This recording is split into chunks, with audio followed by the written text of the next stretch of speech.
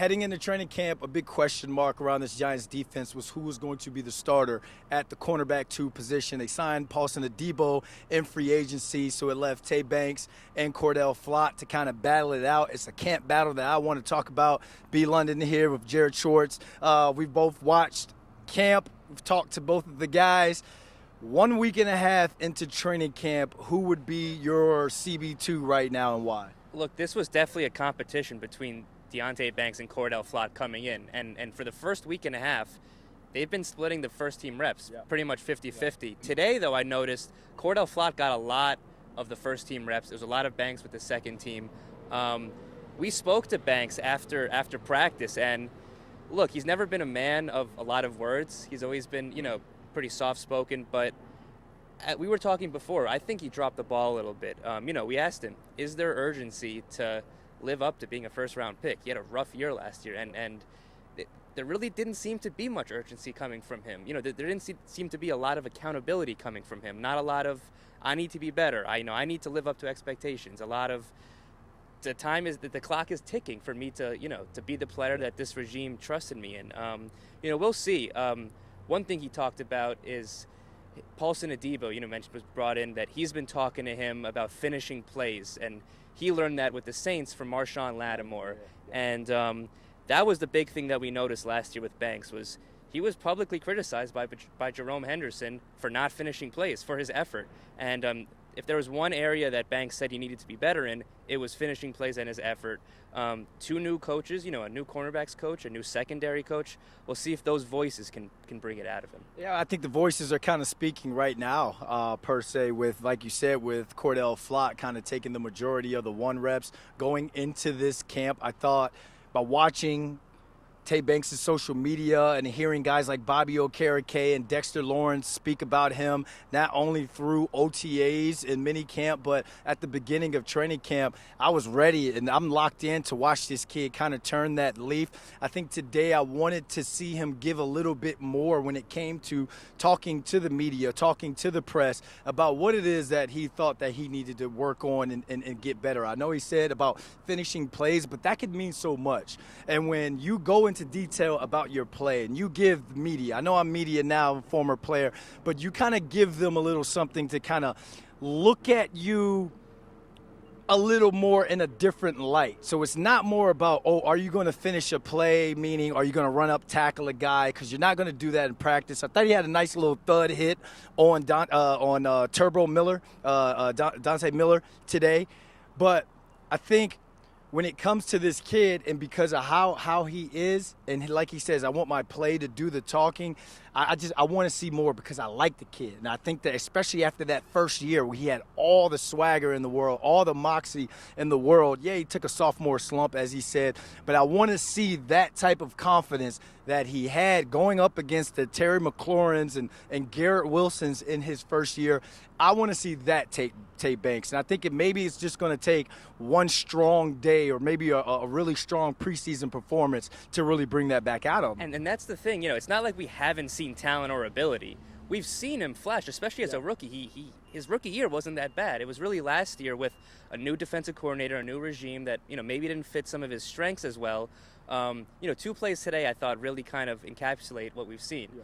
One play, corner to the left end zone, underthrown deep ball from Russell Wilson. He commits a pass interference. He doesn't see the flag yet. He's celebrating, and the flag comes out, pass interference. Yeah. A few plays later, he has a nice pass breakup in the same exact spot.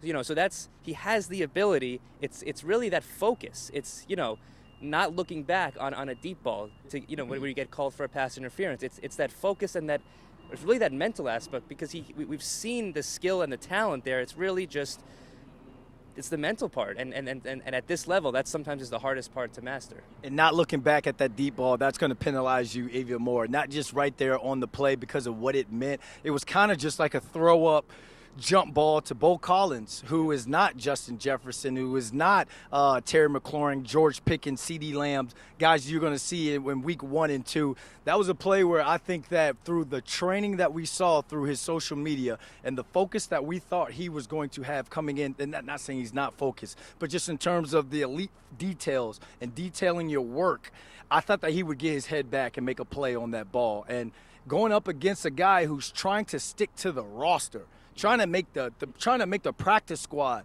not even the team per se.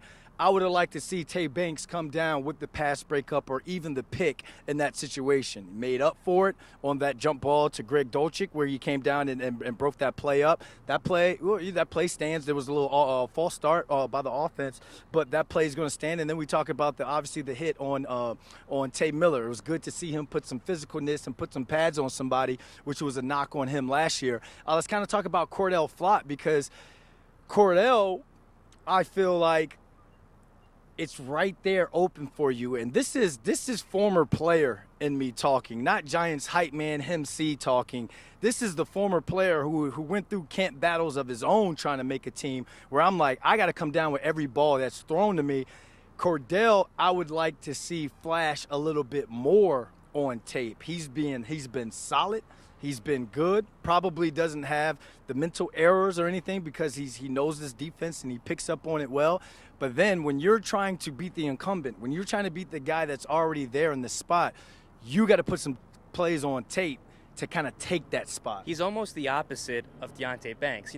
Not as high of a pick. He was a third-round pick, I believe. Yep. He's not as naturally gifted, but he's a smarter player. He's a more disciplined player. He's got a good body. I mean, he's tall and skinny, but he's not natural ability. He's more smarts and experience almost. And he's done okay through 2 years or 3 years that he's been in the league. He's had a lot of injuries though, and for him to stay healthy, he is very skinny. He's had a lot of soft tissue injuries. He's soft-spoken too, as well, just like Deonte Banks. But he's someone that I agree with you.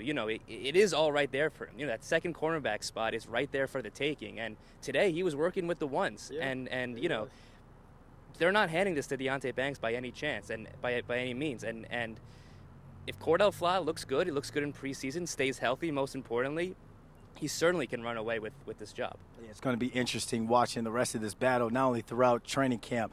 I mean, you know what? It almost comes down to me before we wrap this up, Jared. You get a chance to go up against a Malik Neighbors, who is we say top 10 receiver in the league. Let's just be safe. I'm not here for any debates or lists. Top 10, certified top 10 receiver in the league. Then you get a speed guy and a Darius Slayton, who's going to be on that outside. So now you get two different types of receivers, a stud, a dog, a wolf, and then you get a complete speed guy. You're getting that work. You're getting prepared. I want to see one of those guys kind of lock up a Malik Neighbors when he comes back. I want to see him lock up a Darius Slayton on the deep ball, because then you're looking at it, I guess, from the defensive backfield coach or secondary coach, where it's like, all right, here he is getting the best out of a top receiver in the league. Here is this guy running step for step with one of the fastest receivers in the league. I can evaluate you now as that CB2 spot. And, God forbid something happens to a Paulson and a Debo. Yeah. Both of these guys are starters at that point. So I don't know if it's going to come down to who plays better in the preseason. But right now, it's looking like it's kind of 50-50, 45-55.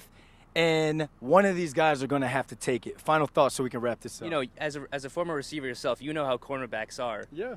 When they're good, they like to chat, they like to talk, yes. They like to, there's not a lot of quiet cornerbacks. None. You want to see one of these guys take the job. Yes. You don't want one guy to lose the job. You want to see someone take the job and make it his own and show some moxie. Show some I'm going to shut you down and I'm going to stop you, and I know I'm going to limit you. I know I'm going to shut you down. We haven't seen that from any last year. We didn't see that from any cornerback spot. We know Paulson Adebo is solid. Let's see let's see Flott or Banks take over this position and say, I'm going to win this. This is going to be my spot. This is not going to be an area of weakness. This will be an area of strength. And this is the time to do it. We still got a lot of football left to be played in the training camp in the preseason. But that's something we wanted you guys to keep an eye out on. For Jared Schwartz, I'm Brandon London. Thanks for watching Blue Rush.